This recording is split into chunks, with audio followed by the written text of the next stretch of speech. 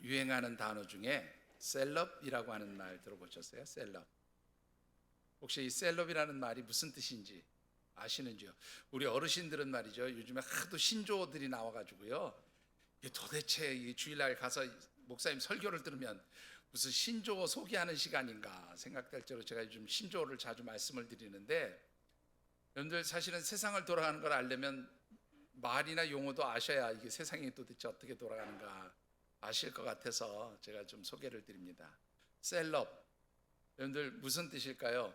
우리 아무래도 젊은 사람, 가장 젊은 우리 혁수 형제 청년부 회장님이 한번 셀럽이라는 말이 무슨 뜻인지 큰 소리로 한번 설명해 주실래요?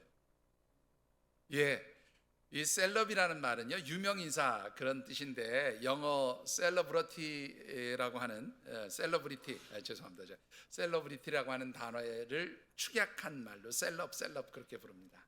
유명인사 뭐 이제 그런 뜻인데요.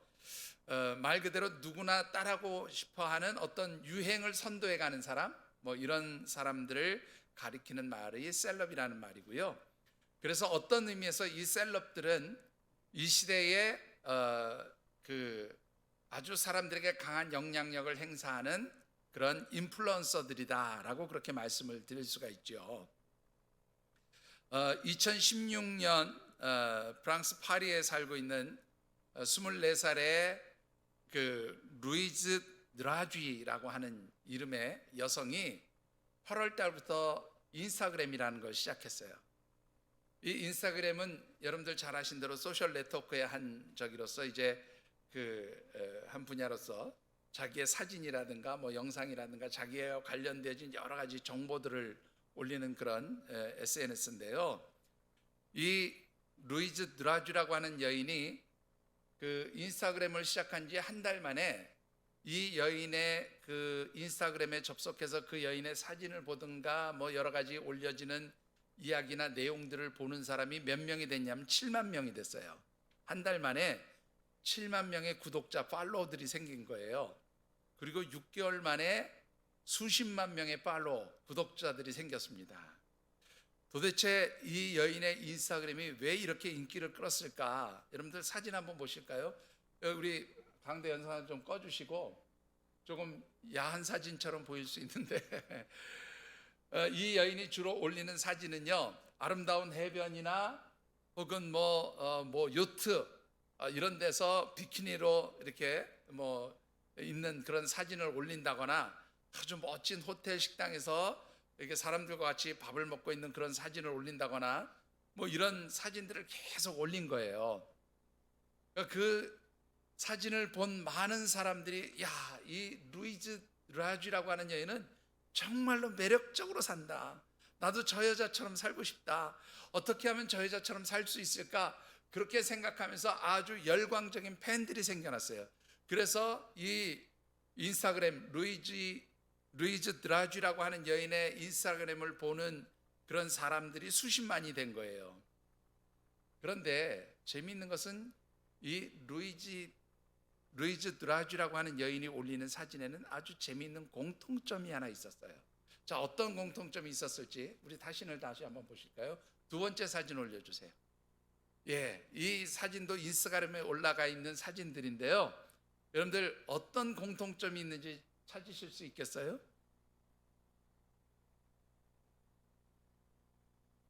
안장로님 혹시 찾으실 수 있겠어요? 예?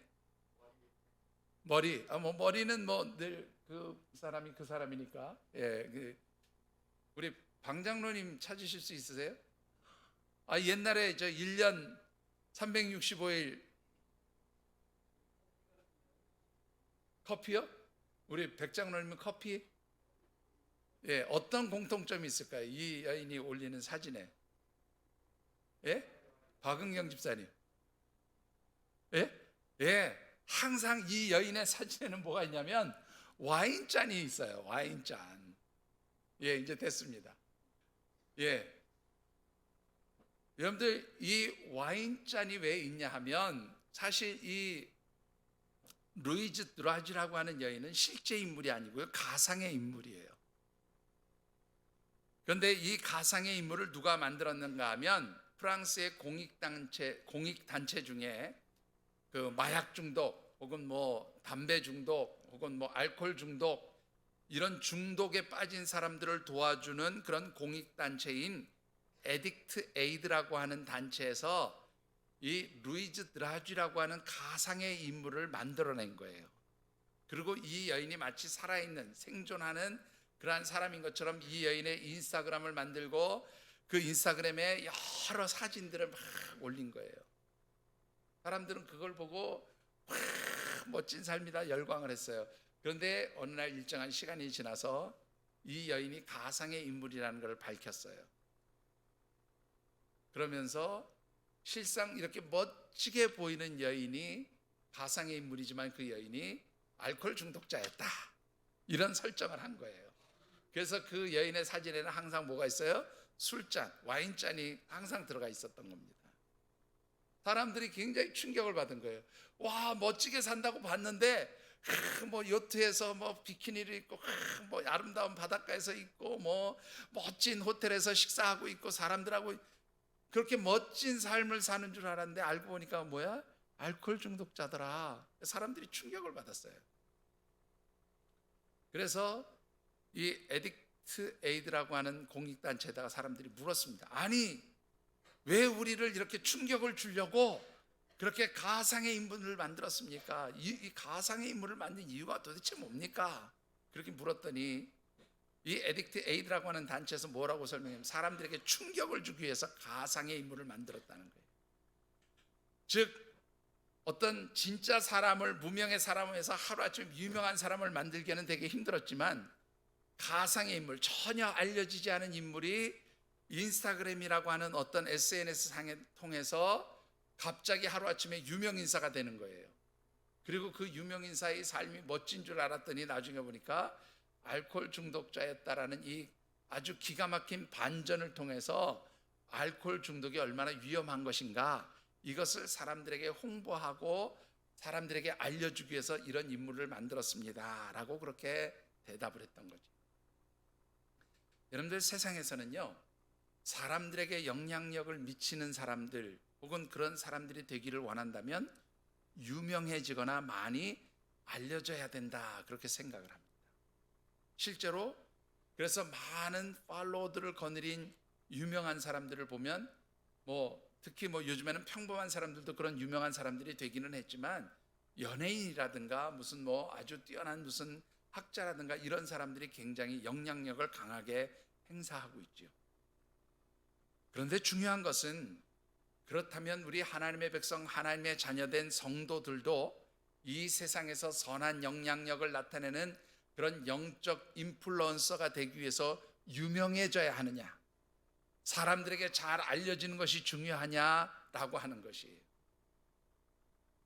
여러분들, 우리가 하나님의 백성으로서 이 세상 가운데서 선한 영향력을 나타내는 그런 영적 인플루언서로 살아가기 위해서 사실 유명한 사람이 되는 것은 조금 도움이 될지는 모르겠지만 그것이 중요한 것은 아니다, 저는 그렇게 말씀을 드리고 싶습니다.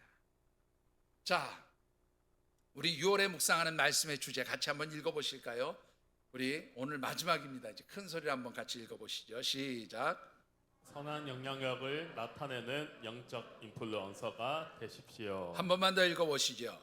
선한 영향력을 나타내는 영적 인플루언서가 되십시오. 예, 앞서도 말씀드렸지만 우리 인스타그램, SNS 이런 흔히 말하는 소셜 네트워크, 또 혹은 페이스북과 같은 SNS, 이런 인터넷의 발달과 함께 그런 나타나는 여러 가지 소셜 네트워크 상에서 자신이 가지고 있는 생각이나 정보나 혹은 어떤 여러 가지 자신이 가지고 있는 정보들을 영상으로 올리고 그것을 보는 많은 사람들이 생기면서 이 영상 혹은 다른 사람이 올린 정보, 이런 것을 보는 사람들을 구독자 혹은 팔로워라, 그렇게 이야기를 합니다. 이 팔로워의 숫자가 늘어나면 이 영상을 올리거나 혹은 어떤 정보를 올린 사람들은 굉장히 그 자기의 영상이나 정보를 보는 사람들에게 영향력을 미치는 인플루언서들이 되어지는 거죠. 아주 강한 영향을 미칩니다. 그런데 이 세상에서 세상 사람들에게 이렇게 강한 영향력을 나타내는 많은 인플루언서들이 있는데, 중요한 것은 우리 하나님 백성, 하나님의 자녀들 가운데는 이런 선한 영향력을 나타내는 인플루언서들 찾아보기가 쉽지 않더라라는 거죠. 여러분들, 우리가 어떻게 하면 이 세상 속에서 하나님의 백성으로서 선한 영향력을 나타내는 그런 인플루언서들이 될 수 있을까라는 거예요. 이것이 우리에게 참으로 중요한 고민입니다. 그래서 6월 한 달 우리가 하나님의 백성들로서 선한 영향력을 나타내면서 살아가기 위해서 우리는 어떤 모습으로 살아야 될까를 함께 묵상하면서 첫 번째 주일에는 우리가 영적 인플루언서, 선한 영향력을 나타내는 사람들이 되기 위해서는 우리의 삶이 참으로 세상 사람들 앞에서 진실해야 한다, 그런 말씀을 드렸어요. 두 번째 주일에 드렸던 말씀은 우리가 하나님의 백성으로서 선한 영향력을 나타내며 살아가기 위해서는 우리의 생각, 우리가 믿음 안에서 우리의 생각, 그리고 우리의 말하는 것, 우리가 그리고 행동하는 것이 다 어떻게 해요? 긍정적이 되어야 한다, 그런 말씀도 드렸어요. 지난 주일에 세 번째로 드렸던 말씀, 우리 하나님의 백성들이 이 세상에서 선한 영향력을 나타내는 영적인 인플루언서들로 살아가기 위해서는 하나님 말씀에 대한 당당한 자신감이 있어야 한다. 담대한 자신감이 있어야 된다. 우리 하나님 말씀에 대한 분명한 확신을 가지고 이 말씀을 당당하게 생각하고 그것을 전할 수 있는 그런 담대함이 있어야 한다, 그런 말씀을 드렸습니다.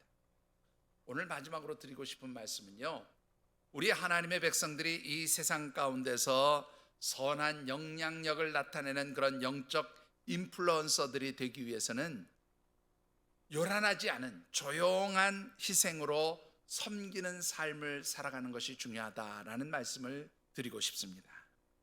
오늘 우리에게 주신 하나님의 말씀은 특별히 예수님께서 하늘나라를 겨자씨와 누룩에 비유해서 들려주신 말씀입니다. 특별히 이 말씀 가운데는 우리가 이 세상에서 하나님의 백성으로서 어떻게 선한 영향력을 나타내며 살아가야 하는지를 아주 잘 보여주고 있습니다. 주신 말씀을 묵상하는 가운데 우리 모든 하늘샘 가족들이 이 세상 가운데서 정말 하나님이 기뻐하시는 영적으로 선한 영향력을 나타내는 그런 영적 인플루언서들이 되어지시기를 주님의 이름으로 축원합니다. 자, 오늘 주신 말씀을 통해서 먼저 묵상해 보고 싶은 것은 이 세상에서 하나님의 자녀된 성도들은 어떤 존재가 되어야 될까? 사실 6월 한 달 동안 여러분들에게 드렸던 말씀의 결론을 오늘 이 말씀의 가장 첫 부분에 드리고 싶은데요, 하나님의 백성들은 이 세상에서 하나님 말씀 복음을 가지고 하나님 나라를 확장해 나가는 영적인 인플루언서들이 되어야 한다라는 말씀을 드리고 싶습니다. 오늘 본문 말씀 가운데 18절부터 21절, 우리 4절의 말씀 짧지만 다 같이 한번 읽어보시죠. 같이 받들어 읽어보겠습니다. 그러므로 예수께서 이르시되 하나님의 나라가 무엇과 같을까? 내가 무엇으로 비교할까? 마치 사람이 자기 채소밭에 갖다 심은 겨자씨 하나 같으니 자라 나무가 되어 공중의 새들이 그 가지에 깃들였느니라. 또 이르시되 내가 하나님의 나라를 무엇으로 비교할까? 마치 여자가 가루 서말 속에 갖다 넣어 전부 부풀게 한 누룩과 같으니라 하셨더라. 예, 조금 전에도 말씀드렸지만 예수님께서는 하나님 나라를 무엇과 무엇으로 비교해요? 겨자씨와 누룩에 비유하면서 하나님 나라를 설명하고 있어요. 그런데 여러분들, 하나님 나라가 무엇이기에 겨자씨나 누룩으로 비유하고 있을까? 이 말씀을 이해하기 위해서는 우리가 먼저 하나님 나라가 무엇인지를 좀 아시는 것이 중요합니다. 여러분들, 이 하나님 나라에서 가장 중요한 개념은 뭐냐면, 하나님 나라 어디에 있어요? 하나님 나라 어디에 있어요? 모르세요? 아니, 하나님의 백성, 하나님의 자녀된 성도들임을 믿으십니까? 여러분들 확실히 하나님 백성, 하나님 자녀들 맞으시지요? 그러면 하나님 나라는 어디에 있습니까? 내 마음에? 어디에? 천국에? 어디에 있습니까? 마음속에? 여러분들, 우리가 천국 얘기하면 사실은 잘 아는 것 같은데 천국에 대한 개념이 굉장히 어디지? 막상 설명하라 그러면 되고 어려워요. 이번에 제가 좀 쉽게 설명해 드릴게요. 하나님 나라라고 하는 것의 가장 중요한 개념은 뭐냐면 하나님의 통치와 다스림이 있는 곳이 곧 어디예요? 하나님 나라예요. 좀 쉽게 설명해 드릴까요? 여러분들, 이 하나님 나라는 왜 하나님 나라의 통치와 다스림이 있는 곳이 하나님 나라라고 얘기하냐면, 여러분들 비유적으로 설명을 할게요. 요즘엔 그런 얘기를 잘 안 하죠. 우리 조선 시대를 한번 얘기해 보십니다. 조선 시대를 우리가 이씨 조선의 시대, 이씨 왕조의 시대라 그렇게 표현을 해요. 그죠?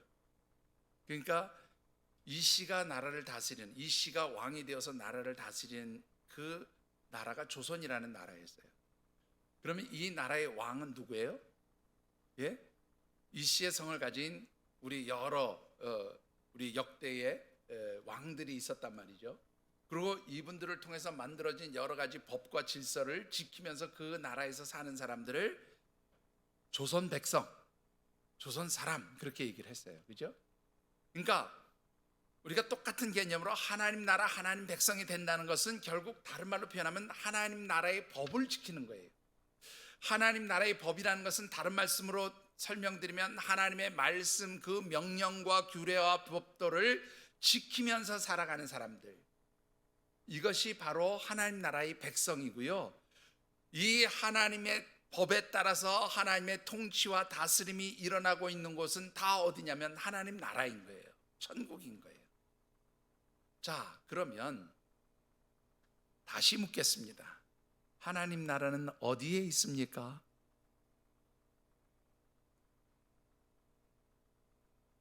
하나님 나라 어디에 있어요? 하나님의 통치와 다스림이 있는 곳은 다 하나님 나라라며요. 그죠? 그럼 하나님 나라는 어디에 있습니까? 어디에? 내 마음에? 또 어디에? 자, 이 하나님의 통치와 다스림이 일어나는 것은 우리가 두 가지 측면으로 좀 나눠서 생각해 보셔야 돼요.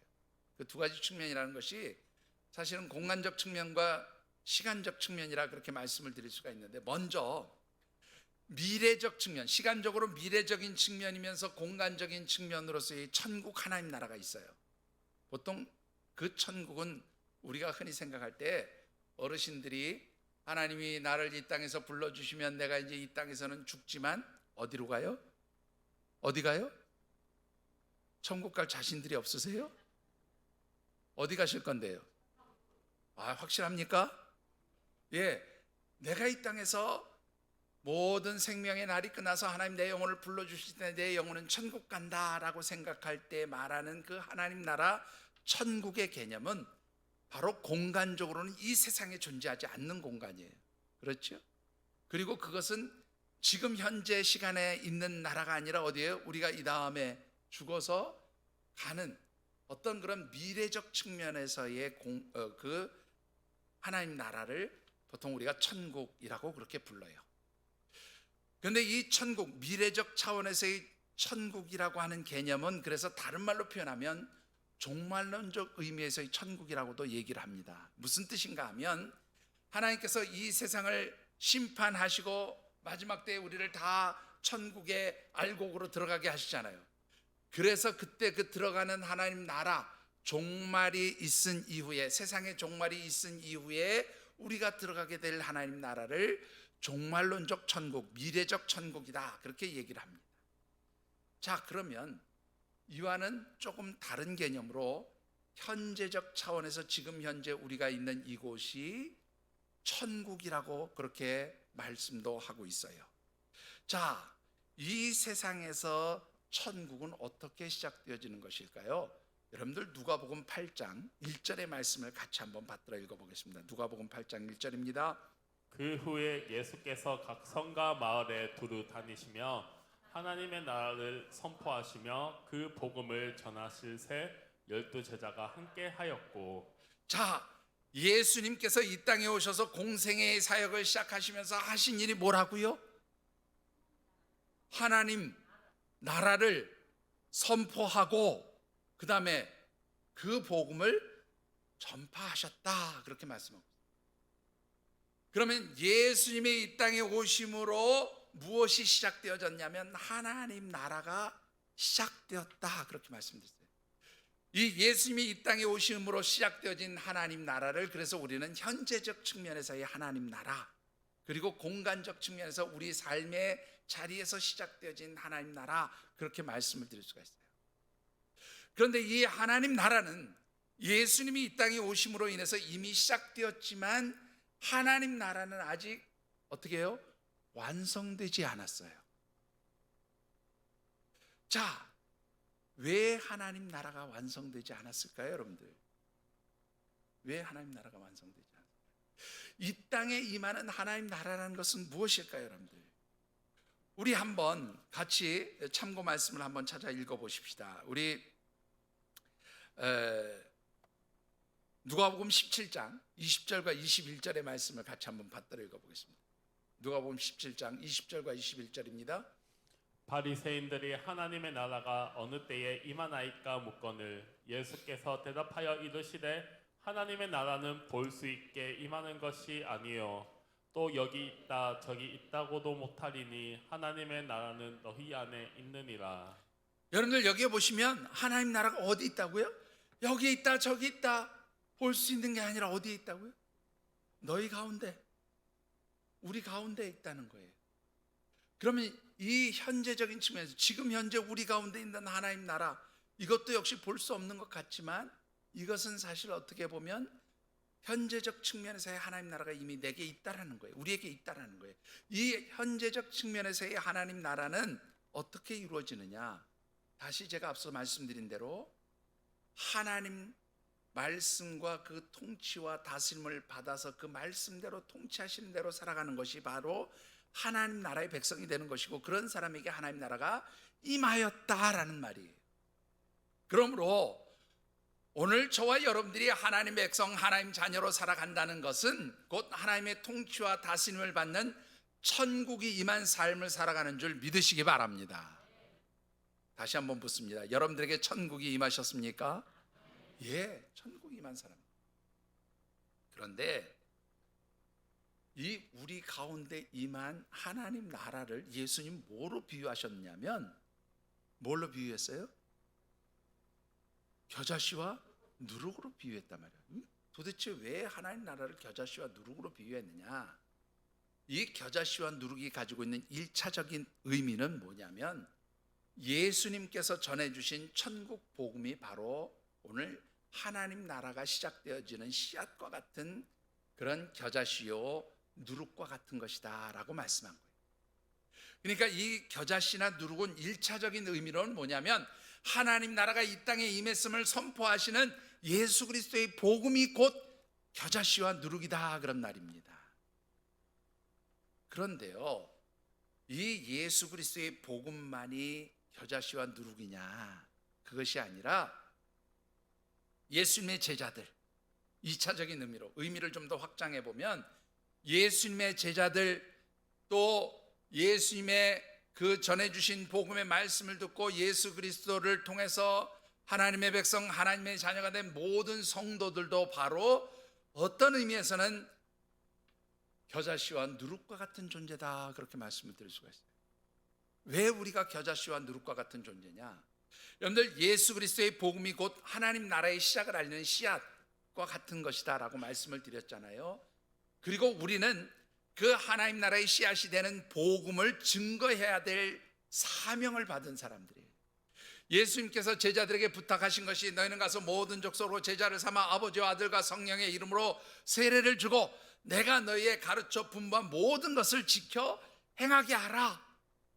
바로 예수 그리스도께서 주신 천국 복음을 전하라, 그렇게 말씀하셨어요. 또 사도행전 1장 8절의 말씀을 오직 성령이 너희에게 임하시면 너희가 권능을 받고 예루살렘과 온 유대와 사마리아와 땅 끝까지 이르러 뭐가 되라? 내 증인이 되라. 예수님이 가르쳐 주신 천국 복음을 전하는 증인들이 되라, 그렇게 말씀하셨어요. 그러니까 우리 성도들은 이 세상에서 하나님 말씀을 받아서 그것을 전파함으로 무엇을 확장시켜 나가는 사람들이에요? 하나님 나라를 확장시켜 나가는 사람들이에요. 하나님 나라를 전파해야 될 사람들이에요. 하나님 나라가 이루어지도록 그렇게 쓰임받는, 마치 천국 복음을 전하는 겨자씨와 누룩과 같은 존재다, 그렇게 말씀을 드릴 수가 있는 거예요. 그래서 여러분들 마태복음 24장에 있는 말씀을 우리 같이 한번 받들어 읽어보겠습니다. 마태복음 24장의 말씀을 보면요, 14절입니다. 같이 한번 받들어 읽어보겠습니다. 시작. 이 천국 복음이 모든 민족에게 증언되기 위하여 온 세상에 전파되리니 그제야 끝이 오리라. 자, 세상의 끝이 언제 온다고요? 천국 복음이 온 세상 모든 민족에게 다 전파되면 뭐가 임해요? 천국. 이 세상은 끝나고 하나님 나라가 이 땅에 임할 것이다. 이 말은 뭐냐면 두 가지 측면을 다 얘기할 수 있어요. 모든 사람들, 물론 그 중에는 예수 그리스도를 영접하고 하나님 말씀대로 살아야 하는데 그렇지 않는 사람들도 물론 있겠죠.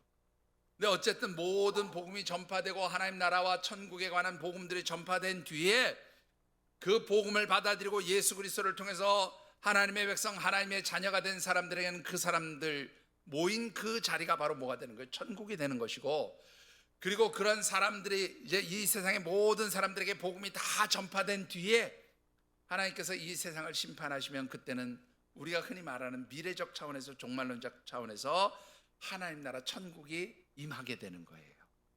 자, 믿으십니까? 그러면 여기서 이제 정리해 보시죠. 하나님의 말씀 복음이 곧 겨자씨와 누룩과 같이 이 세상에서 하나님 나라를 확장해 나가는 그런 씨앗이에요.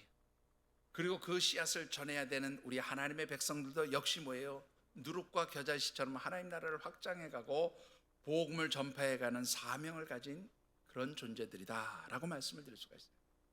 그러면 이 하나님의 백성, 하나님의 사람들이 이 땅에서 천국 복음을 증거하려면, 이 땅에서 하나님 나라를 확장해 가려면 우리는 어떤 사람들이 되어야 돼요? 선한 영향력을 나타내야 되는 거예요.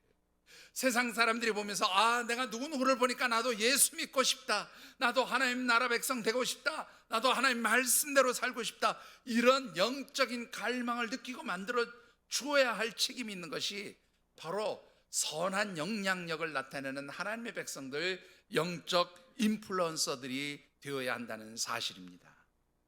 사랑하는 성도 여러분, 오늘 저와 여러분들이 이 세상 속에서 우리 하나님 나라를 확장해가고 주의 복음을 증거하는, 그것을 위해서 선한 영향력을 나타내고 사람들에게 인정받는 그런 영적인 인플루언서들이 되어지시기를 주님의 이름으로 축원합니다. 그런데 중요한 것은요, 이 영적 인플루언서들이 되기 위해서 우리가 어떻게 살아야 될까라는 거예요. 어떤 모습으로 살아가면 영적 인플루언서들이 될 수 있을까라는 겁니다.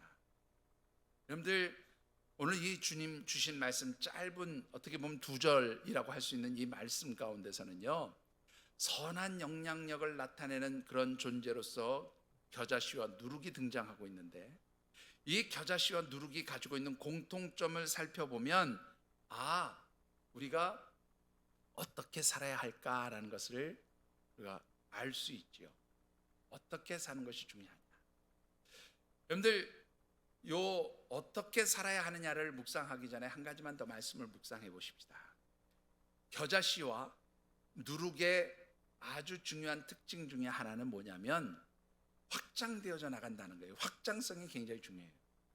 하나님 나라는 확장되어져 나가야 할 때에 의미가 있어요. 여러분들, 제가 이렇게 설명을 드리겠습니다. 겨자씨가요, 땅에 심겨서 싹이 나고 어떻게 해야 돼요? 어떻게 해야 돼요? 싹이 나면 그 다음에 어떻게 해야 돼요? 자라나죠. 자라나서 오늘 본문에 보니까 어떻게 된다 그랬어요? 나무가 되고 거기에 새들이 와서 깃들이게 된다, 그렇게 말씀합니다. 여러분들, 이 겨자씨가 나무라고 그렇게 표현을 했는데 사실은 1년생 풀이에요. 제가 어제 교회 안팎을 좀 둘러보다가요, 우리 지하 썬큰 있는 그 고추하고 방울토마토 심어놓은 곳에, 여러분들 혹시 저는 정확하게 그 식물 이름 모르는데 그냥 보통 까마중이라고 하는데, 이렇게 까만 그런 열매가 맺히는 게 있어요. 입에 넣으면 약간 달콤하면서 이렇게 씨앗 같은 게 여러 개 들어있는 그런, 요즘엔 누가 그거 먹으라고도 안 먹죠. 우리 어렸을 때는 산에 가면 그런 것도 따먹고 그랬거든요. 까마중이 나무가 2개가 큰 게 나왔는데, 이게 사실은 작년에 어떻게 와서 씨앗이 뿌리를 낸 게 지금도 뽑아도 계속 나오는데 엄청나게 자랐어요. 1년생 풀입니다, 이것도요.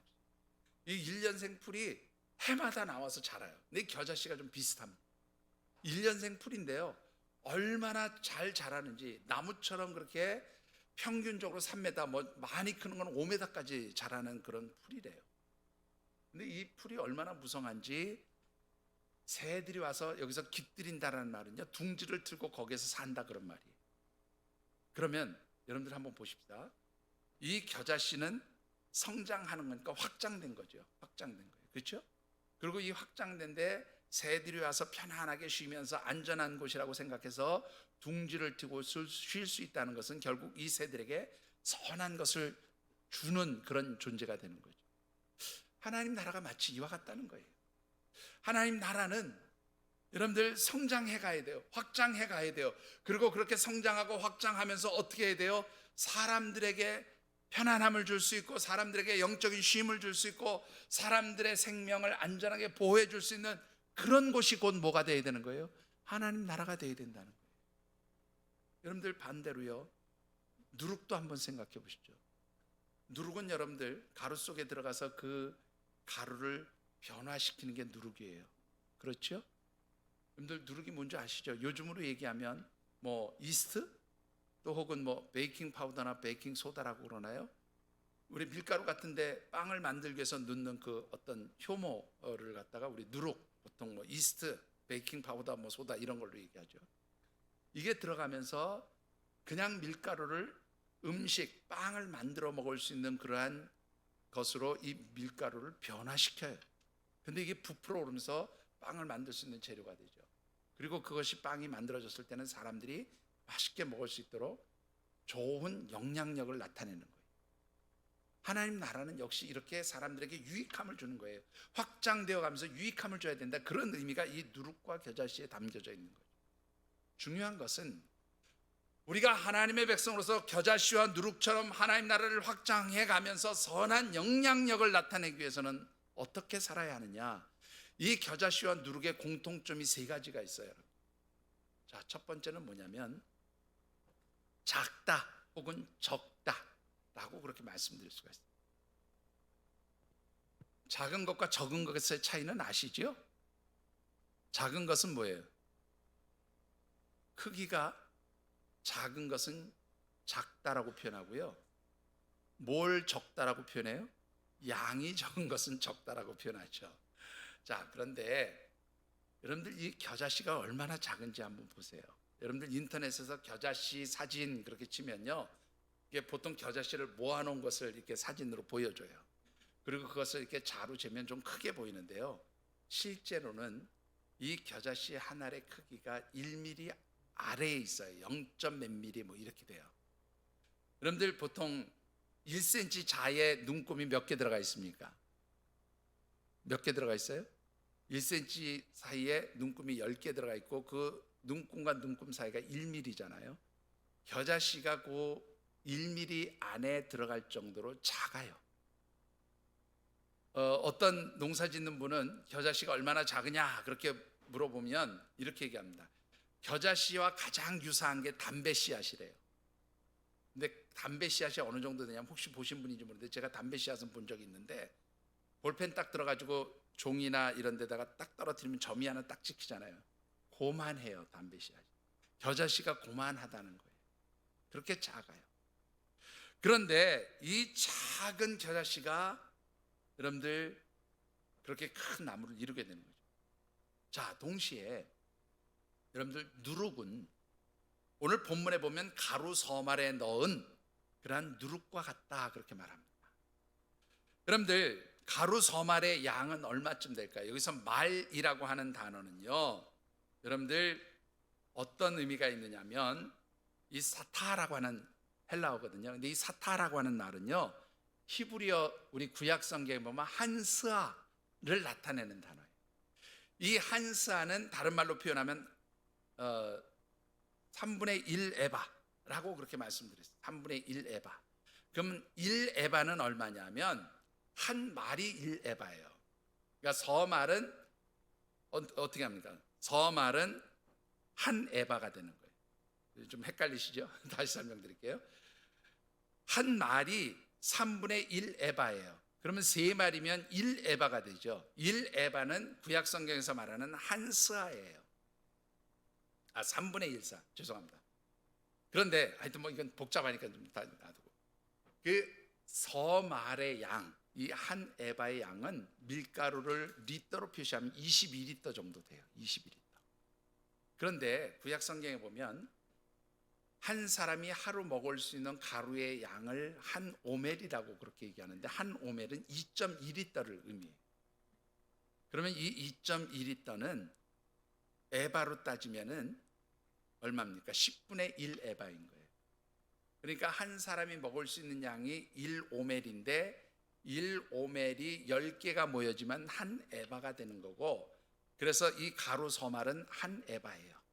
근데 이 가루 서말은 결국 리터로 따지면 22리터고, 이것은 다시 표현하면 10사람이 하루 동안 먹을 수 있는 식량의 양이에요. 이해가 되셨죠? 그러니까 가루 서말을 쉽게 표현하면 22리터의 밀가루, 그리고 그것은 10사람이 아침, 점심, 저녁으로 음식을 만들어 먹을 수 있는 양, 이거예요. 그런데 이 가루 서말에 여러분들 빵을 만들기 위해서 누룩이나 효모나 이스트나 뭐 이런 것을 집어넣으면 몇 대 몇의 비율로 넣어야 될까요? 제가 자료를 찾아보니까요, 그 빵을 만드는 사람, 요리사의 그 제빵사의 특성에 따라 다르지만 보통 2 내지 4% 정도를 넣는데요. 그러면 여러분들 22리터에 2 내지 4% 정도의 누룩을 넣는다라고 하면 2%를 넣는다고 했을 때 얼마를 넣어야 되냐면 40ml를 넣어야 돼요. 여러분들 우리가 보통 종이컵 하나가 얼마 정도 되냐면 200ml예요. 200ml. 그러면 이 종이컵 하나에 5분의 1 정도의 누룩이 들어가면 빵으로 만들어지는 거예요. 얼마나 한 거예요? 22리터의 밀가루 안에. 22리터도 잘 생각이 안 되십니까? 여러분들 혹시 정수기 있는 곳에 가면 물통을 꼽아서 쓰는, 큰 물통 꼽아서 쓰는 정수기 있죠? 그 물통이 20리터짜리예요. 그러니까 그만한 양의 종이컵에 5분의 1 정도의 누룩이 들어가면 그 밀가루를 어떻게 부풀게 만든다는 거예요. 둘 다 작은 양, 작은 것을 의미합니다. 그런 작은 양, 작은 것이 어떻게 해요? 확장되어지고 변화들을 일으켜가는 거예요. 여러분들, 우리가 영적 인플루언서가 된다는 것은 사실은 작은 자가 되는 것이고요, 조금 부족한 자가 되는 거예요. 이거를 다른 말로 바꾸면 하나님 앞에 겸손하고 약하고 낮아지는 자가 되는 것을 의미해요. 여러분들, 세상에서는요, 우리가 어떤 세상에 영향력이 있는 사람이 되기 위해서는 유명한 사람이 되고 정말로 힘이 있는 사람이 돼야 되고 이렇게 말하지만, 하나님의 백성이 이 세상에서 영적으로 영향력을 행사하는 사람은요, 겸손한 사람입니다. 낮아지는 사람이에요. 약한 사람입니다. 왜 그렇습니까? 사도 바울이 이런 고백을 합니다. 나는 내가 약할 때 가장 강해졌습니다 라고 그렇게 고백을 해요. 왜 약할 때 강해집니까? 하나님은 낮은 자를 들어서 높은 자를 부끄럽게 하시는 분이세요. 미련한 자를 들어서 지혜로운 자를 부끄럽게 하시는 분이세요. 가난한 자를 들어서 부한 자를 부끄럽게 하시는 분이세요. 약한 자를 들어서 힘 있는 자를, 강한 자를 부끄럽게 하시는 분이세요.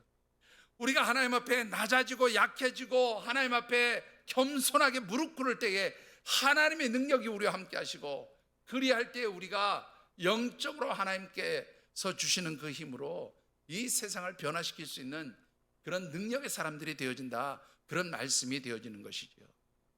여러분들, 정말로 하나님 앞에 겸비하며 낮아지시게 되기를 주의 이름으로 축원합니다. 약해질 때, 하나님 앞에 내가 약함을 고백할 때 하나님 힘을 주시는 거예요. 내가 하나님 앞에 겸손하게 무릎을 꿇을 때에 하나님 은혜를 주시는 거예요. 여러분들, 많이 가진 사람이 좀 대접받기 원하죠. 섬기기보다는 섬김을 받기 원해요. 그래서 세상에서는 많이 가지고 힘이 있고 이런 사람들이 영향력이 있는 것처럼 보이지만, 하나님 나라의 세계에서는, 하나님의 법칙에서는 강하고 힘 있는 자가 아니라 약하고 낮아지고 겸손하고 하나님 앞에 자신의 연약함을 고백할 수 있는 사람들이 바로 하나님 나라에서 영향력을 행사할 수 있는 그런 사람들이 되어지는 줄 믿습니다. 그래서 예수님도 자신을 뭐라고 말씀해요? 나는 마음이 온유하고 겸손하니. 빌립보서에 보면 나는 예수님은 십자가에서 죽기까지 자기를 낮추셨다 그렇게 말씀합니다. 여러분들, 우리 예수님처럼 이 세상에서 하나님 나라의 확장을 이루어가고 하나님 나라 천국 복음을 전하는 성도들이 되기를 원하십니까? 먼저 여러분들이 낮아지고 겸손해지는, 하나님 앞에 연약함을 고백할 수 있는 그런 성도들이 되어지시기를 주의 이름으로 축원합니다. 자, 두 번째로요, 이 겨자씨와 누룩이 가지고 있는 공통적인 특성은 뭐냐면 조용한 자기 희생을 통해서 확장시키고 성장시킨다는 거예요. 자, 여러분들 한번 보시지요. 씨앗이 땅에 떨어져서 싹이 나고 자라고 열매를 맺으려면 무엇이 전제돼야 됩니까? 전제돼야 되는 게 뭐예요? 여러분들, 요한복음 우리 12장에 있는 말씀 한번 같이 읽어보실까요? 여러분들, 요한복음 12장 24절을 한번 같이 읽어보시죠. 내가 진실로 진실로 너희에게 이르노니 한 알의 밀이 땅에 떨어져 죽지 아니하면 한 알 그대로 있고 죽으면 많은 열매를 맺느니라. 예, 한 알의 씨앗이 땅에 떨어져서 죽어야 많은 열매를 맺는 거예요. 자라야 열매가 나오는 거예요. 죽는다는 건 결국 뭐예요? 자기 희생이에요. 예수님께서 십자가에서 죽으심으로 인해서 모든 사람들을 영원한 죄와 사망 가운데서 건져내신 것이고 하나님 나라를 확장할 수 있는 그런 위대한 일을 이루신 거예요. 여러분들, 그래서 하나님 나라의 확장은 누군가의 희생이 있어야 해요. 주의 복음이 전파되는 것은 누군가의 헌신이 필요해요. 하나님 나라가 이 땅에 완성되기 위해서는 누군가의 눈물과 땀방울이 있어야 한다는 거예요. 여러분들이 어떻게 우리 지금 복음을 받을 수 있었습니까? 예수님과 그 예수 그리스도를 따르던 12명의 제자들, 정말로 전 세계를 다니면서 보이지 않는 곳에서 하나님 나라를 위해서, 주의 복음을 위해서 헌신하고 희생했어요. 수많은 시대마다 수많은 복음을 위한 순교자들이 나왔고, 그래서 우리가 지금 복음을 받아들인 거예요. 여러분들, 마치 겨자씨와 누룩은요, 자기 희생을 통해서 나무를 성장시키고 가루를 부풀게 하는 거죠. 그런데 재미있는 것은요, 요란하지 않다는 거예요. 여러분들 한번 생각해 보시죠. 겨자씨가 땅에 묻혀서 죽을 때, 나 죽어서 겨자씨 나무가 될 거다 그리고 소리치면서 죽어요? 그냥 조용히 죽어요. 조용히 죽어요. 여러분들, 하나님 위해서 헌신하고 수고하는 사람은 속 시끄럽지가 않아요. 조용해요. 묵묵히 조용한 가운데서 자기 자신을 희생하고 헌신해요. 땀 흘려요. 그런데 여러분들 보면 시끄럽고 요란한 곳에는 여러분들 하나님 나라를 위한 헌신이 있는 것 같은데, 거기에는 하나님을 위한 헌신이 없어요. 하나님 나라를 위한 은혜가 없어요. 여러분들, 하나님 나라의 은혜, 하나님 나라의 확장성은요, 조용히 묵묵히 헌신하는 사람들을 통해서 이루어져요. 그 희생을 통해서 하나님 나라가 확장되는 거예요. 여러분들, 누룩도 한번 보시죠. 누룩이 가루 소말 속에 탁 두면 이 가루들을 부풀게 하죠. 변화시키면서 부풀게 해요. 그런데 이 부풀게 할 때 뭐 포탄 터지듯이 누룩 그 가루가 한 부분이 뻥 터지면서 확장했다, 뻥 터지면서 화려했다 뭐 이러고 터집니까? 여러분들, 그런 누룩 보셨어요? 그냥 누룩 집어넣으면요, 하룻밤만 자고 일어나면, 따뜻한 데 갔다 오고 하룻밤만 자고 나면 조용히 부풀러 올라요.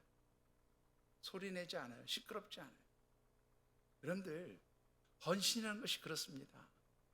하나님 나라를 위해서 여러분들이 수고하고 땀방울을 흘리고 여러분들이 희생한다는 것은 누가 알아준다고 하는 게 아니에요. 누가 알아달라고 하는 게 아니에요. 어떻게 하는 거예요? 묵묵히 조용히 희생하는 거예요. 그럴 때 누가 알아주세요? 하나님이 알아주시는 거예요.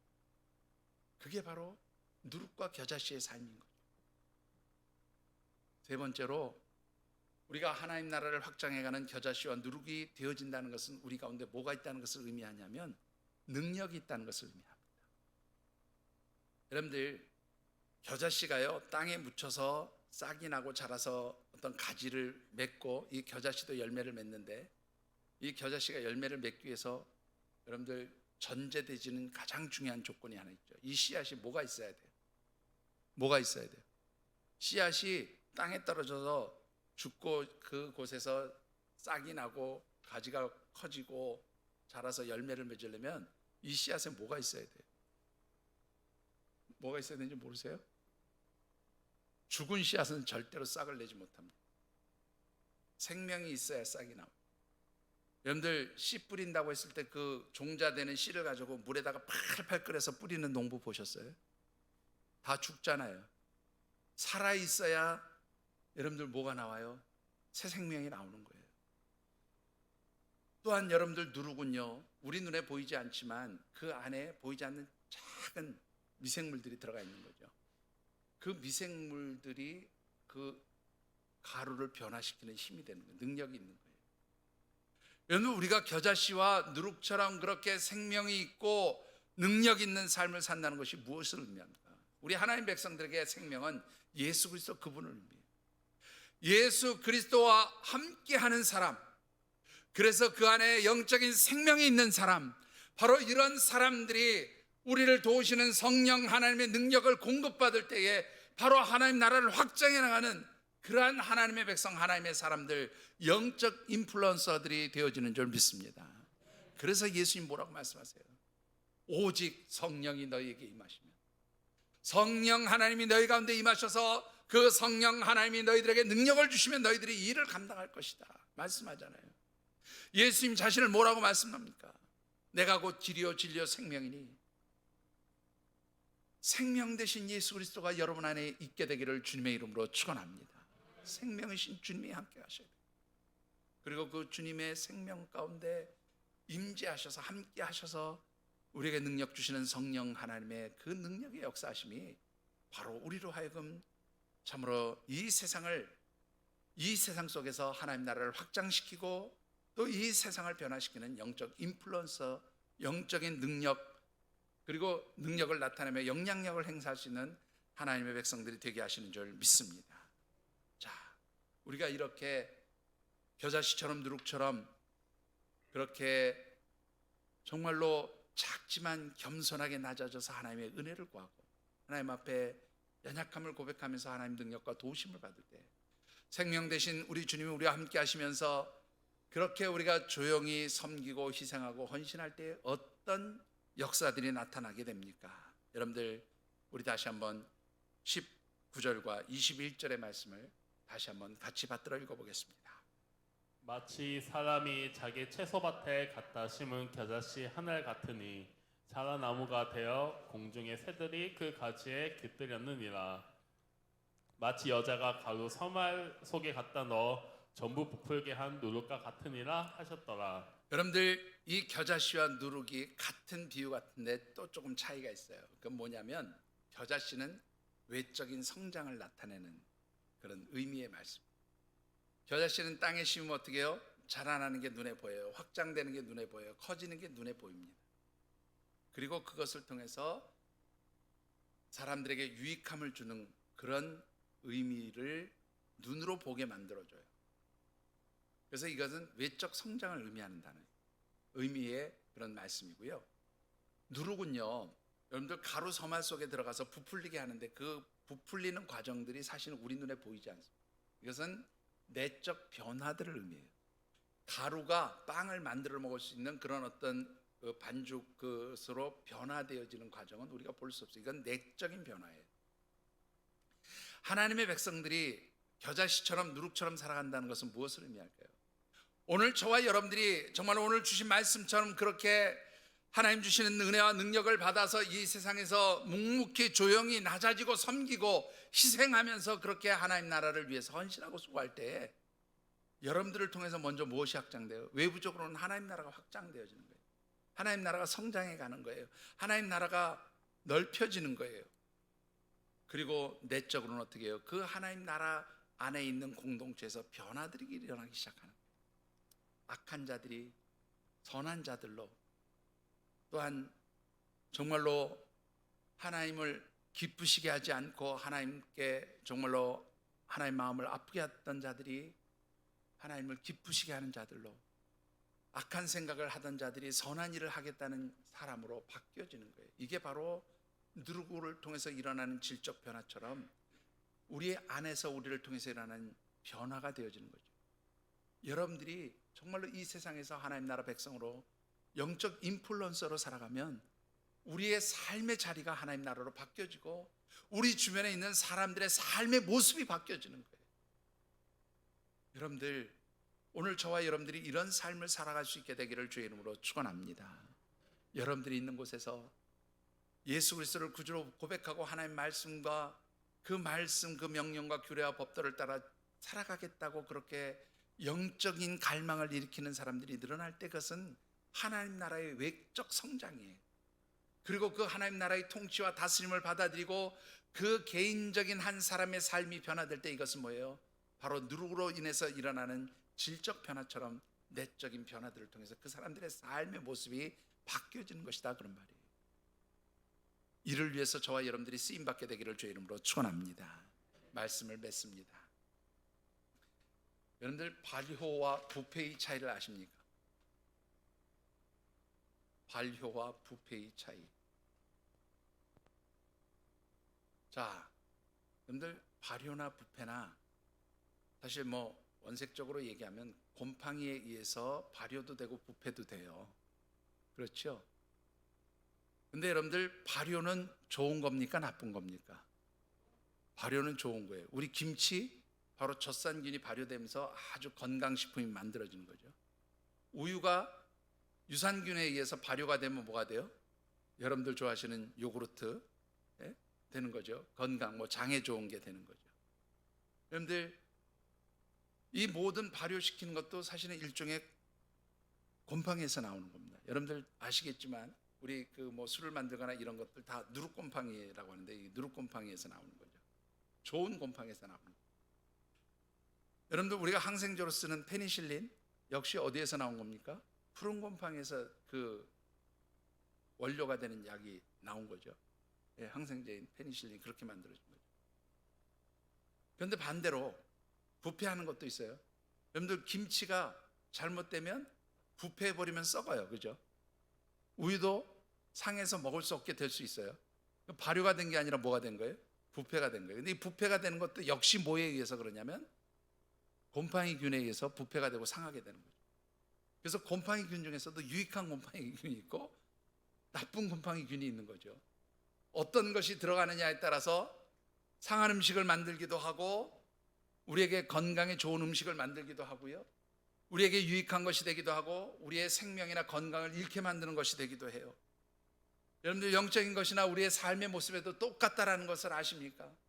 여러분들은 이 세상에서 유익함을 주고 사람들을 살리고 정말로 사람들이 이 세상에서 맛깔나게 살아갈 수 있도록 돕는 유익한 하나님의 백성입니까?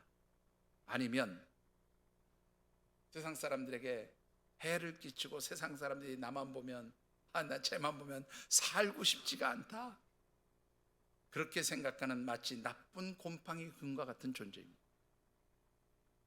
여러분들, 부패시키는 사람이 되기를 원하십니까? 발효시키는 사람이 되기를 원하십니까? 하나님의 백성들은 선한 영향력을 통해서 이 세상을 발효시키는 사람들이에요. 하나님의 백성들은 이 세상을 건강하게 만드는 사람들이고요, 하나님의 백성들은 이 세상을 살리는 사람들이에요. 하나님의 백성들은 이 세상을 하나님 보시기에 아름답고 하나님이 기뻐하시는 곳으로 만들어가는 사람들이 하나님의 백성들입니다. 여러분들이 이런 하나님 백성이 되기 위해서 이 세상 가운데서 선한 영향력을 나타내는 아름다운 영적 인플루언서의 삶을 사시게 되기를 주님의 이름으로 축원합니다. 기도하겠습니다. 우리 6월 한 달 주신 말씀을 붙드시고 각자 느끼고 깨달으신 대로 결단하며 기도하는 시간 같습니다. 하나님, 정말로 이 세상에서 하나님 나라를 확장해가며 이 세상 사람들에게 선한 영향력을 나타냄으로써 이 세상을 변화시켜가는 그런 영적인 인플루언서들이 되기를 원합니다. 그러기에는 저희들의 힘과 능력이 너무나 부족함을 하나님 앞에 고백합니다. 하나님, 저희들에게 힘과 능력을 부어 주시옵소서. 우리의 생명이 되신 우리 주님께서 저희들과 함께 하시고 성령 하나님이 부어주시는 그 능력으로 연약하지만 모자라지만 부족하지만 이 세상을 바꿔낼 수 있고 이 세상에서 하나님 나라를 확장해가는 진정한 의미에서 영적 인플루언서들이 되도록 저희들을 도우시고 축복하여 주시옵소서. 그리할 때 하나님 저희들이 이 세상 사람들 앞에 진실한 삶을 살 수 있게 되어주는 줄 믿습니다. 이 세상 사람들 앞에서 믿음 안에서 긍정적으로 생각하고 말하고 행동할 수 있는 그런 하나님 백성들이 될 수 있는 줄 믿습니다. 저희들이 하나님의 도우심의 능력 안에 있을 때에 하나님 말씀에 대한 담대한 확신을 갖고 이것을 세상 사람들에게 전할 수 있는 그런 영적 인플루언서들이 될 줄 믿습니다. 하나님 저희들을 도와 주시옵소서. 각자 느끼고 깨닫는 대로 결단하며 기도하는 시간 같습니다. 사랑의 아버지 하나님, 하나님 도우시옵소서.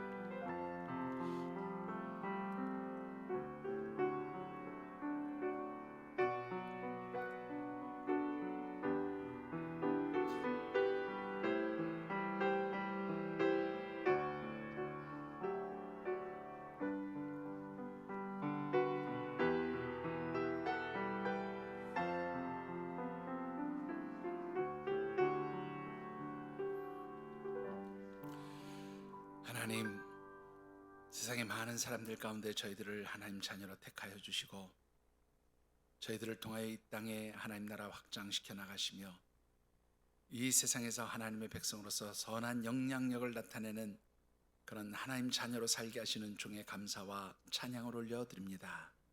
그러나 하나님, 저희들이 이 선하신 하나님의 뜻과 섭리에 참으로 부응하기에는 저희들이 너무나 연약하고 모자람을 고백합니다. 하나님, 저희들에게 생명 되신 우리 주님 함께하여 주시고 우리 주님의 영 성령 하나님께서 친히 임재하여 주셔서 저희들에게 하나님의 능력을 부어주심으로 말미암아 저희들이 세상 가운데서 진정으로 하나님 나라를 확장해 나가며 이 세상을 질적으로 변화시켜 갈 수 있는 영적인 인플루언서들, 하나님의 백성, 하나님의 사람들로 살아갈 수 있도록 은혜를 더하여 주시옵소서.